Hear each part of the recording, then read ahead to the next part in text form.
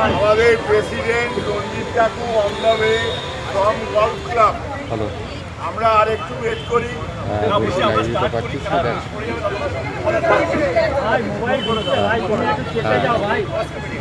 দেখুন ছেড়ে দে পিছিয়ে আরাম করে। সারাদিন আপনারা দেখেছেন যে আমাদের ইন্ডাস্ট্রি, আমি বারবার বলেছি এটা আমাদের পরিবার।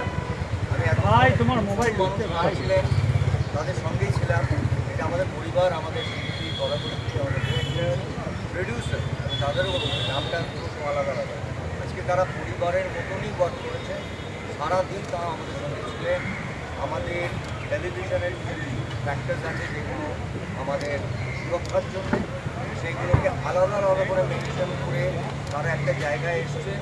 এবং আমরা কাজটা করতে গিয়ে দেখেছি সামনে আলোচনার মাধ্যমে এসছে এবং সেটাতে একটা জায়গায় এসছে যে 15 দিনের মধ্যে আমাদের একটা আর্টিস্ট, টেকনিশিয়ান, প্রডিউসার সবার মধ্যে একটা লেখাপড়া হবে এটা সুরক্ষার জন্য। তারপরে আমরা বলেছি ব্যাক টু ব্যাক আমাদের এখানকার ইয়ে আছে, মানে আমাদের প্রেসিডেন্ট সেখানে তারাও কি অ্যাকশনভাবে ভেবেছে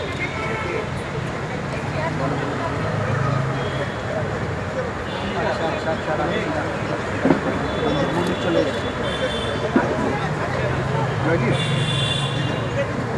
আসলে রঞ্জিতার কথা বলি। রঞ্জিতা আজকে প্রায় মাঝরাতে লেগেছে। আমরা অপেক্ষা করছিলাম। আমরা একটা বড় ডিসিশন আজকে যে আমাদের টেলিভিশন প্রডিউসার তাদের সঙ্গে একটা একদম এটাকে বলবো আগামী 25 বছর মানুষ মনে রাখবে এবং এইটার জন্য আমাদের কারোর ক্রেডিট, আমাদের ক্রেডিট একটা ছেলে ছেলেটা আমাদের ছেড়ে চলে গেছে, আমাদের চোখ তুলে দিয়ে গেছে।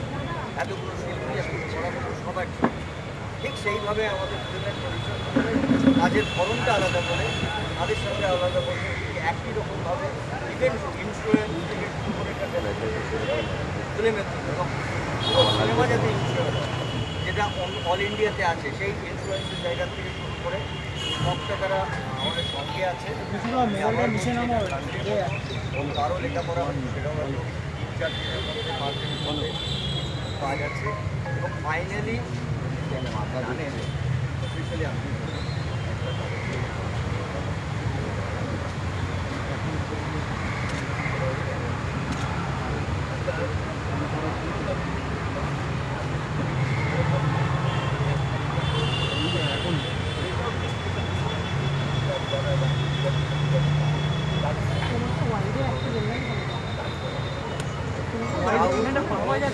ওই প্রোডাকশনের সঙ্গে যুক্ত, ওই নামের সাথে যুক্ত তাদের কারোর সাথে আমরা কোনো কাজ